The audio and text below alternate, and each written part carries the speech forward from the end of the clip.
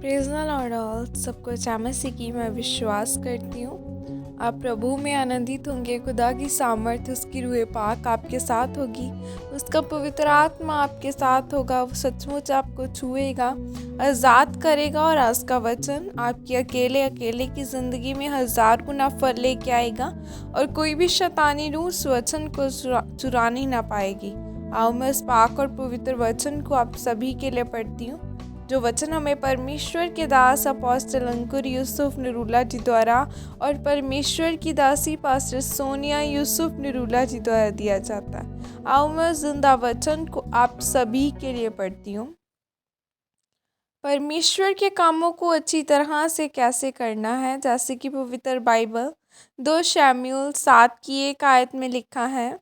जब राजा अपने भवन में रहता था और यहोवा ने उसको उसके चारों ओर के सब शत्रुओं से विश्राम दिया था। हालेलुया। मेरे प्रियो, बाइबल बताती है कि परमेश्वर ने दाऊद को चारों ओर के शत्रुओं से विश्राम दिया। उसको हर बार विश्राम से पहले एक लड़ाई लड़नी पड़ती थी। आपको एक बात हमेशा याद रखनी है, जब तक एक विश्वासी विश्वास में नहीं जाता, वो उतना ही परमेश्वर का काम नहीं कर सकता जितना परमेश्वर में विश्राम वाला व्यक्ति कर सकता है। और बाइबल कहती है, दाऊद ने कहा कि अब मैं विश्वास में हूँ, अब मैं परमेश्वर का भवन बनाऊंगा। जब तक वो विश्राम में नहीं था, तब तक उसको यहोवा का भवन बनाने का याद नहीं आया, क्योंकि वो अपनी ही लड़ाई में व्यस्त था कि परमेश्वर मुझे क्या क्या देना चाहता है और परमेश्वर मुझे यह देश देना चाहता है। लेकिन बाइबल कहती है कि जब वो विश्राम में था, तब जब परमेश्वर ने चारों ओर के शत्रुओं से विश्राम दिया, तब उसने कहा कि अब मैं यहोवा के लिए भवन बनाऊंगा। अब इसका मतलब यह है कि कौन यहोवा का काम कर सकता है, जिसको परमेश्वर ने सारी लड़ाइयों से विश्राम दिया हो। इसका मतलब विश्राम उसी को मिल सकता है जिसने लड़ाइयाँ लड़ी हो और अपनी लड़ाइयों को जीता हो।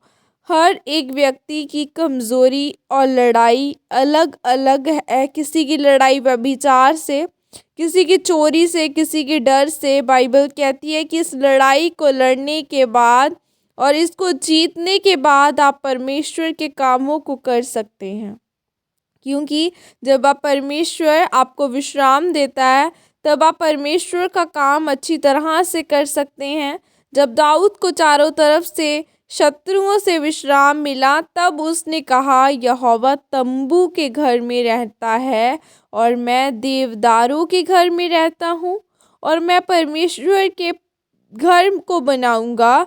जब परमेश्वर के सामने यह बात चली, तो परमेश्वर ने कहा, मेरे भवन को तू नहीं, तेरा बेटा बनाएगा, क्योंकि तेरे हाथों पर बहुत सारी लड़ाइयाँ हैं, लेकिन मैं तेरी गद्दी को बनाए रखूँगा। मैं तेरे नाम को बड़े बड़े लोगों के नाम से महान करूँगा।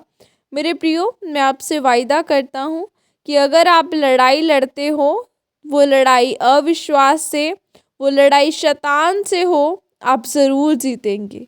और बाइबल कहती है, हमारी जो लड़ाई है वो मांस और लहू से नहीं है, हमारी लड़ाई शैतान से है। अगर आपका बेटा नशा करता है और घर का सामान तक बेच देता है, यह आपके लिए एक लड़ाई है।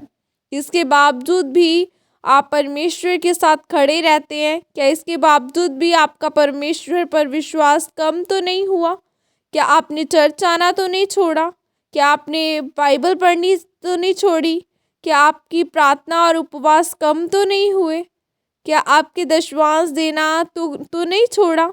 और बाइबल कहती है कि हर एक व्यक्ति अपना बोझ स्वयं उठाएगा। मुझे अपना बोझ स्वयं उठाना है। मैं वचन सुन के, पढ़ के अपने आप को तसल्ली दे सकता हूँ, पर जो लड़ाई है मुझे खुद लड़नी पड़ेगी। अपने विश्वास को खुद बना कर रखना पड़ेगा, अपनी प्रार्थना को खुद बना के रखना पड़ेगा, अपने रोज़ों को बना के रखना पड़ेगा। यह काम मुझे खुद करना पड़ेगा। आमीन। यह अंगीकार आपके द्वारा किया जाए। सर्वशक्तिमान परमेश्वर, इस वचन के लिए पिता मैं आपका धन्यवाद करती हूँ और मैं अंगीकार करती हूँ कि मैं अपनी लड़ाई को खुद लड़ूंगी, प्रार्थना, उपवास और वचनों के द्वारा, और विश्राम में जाकर आपके कामों को करूंगी। प्रभु यीशु मसीह के सामर्थ्य नाम में मांगती हूँ, आमीन। God bless you all. खुदावन आपको बरकत दे। अपनी लड़ाई को खुद लड़ना है, आत्मिक लड़ाई को, क्योंकि हमारी लड़ाई आज किसी इंसान के साथ नहीं है, किसी दोस्त के साथ नहीं है, किसी रिश्तेदार के साथ भी नहीं है। हमारी लड़ाई शैतान के साथ है, सो उसके खिलाफ लड़ना है। खुदा आपको बरकत दे। God bless you all.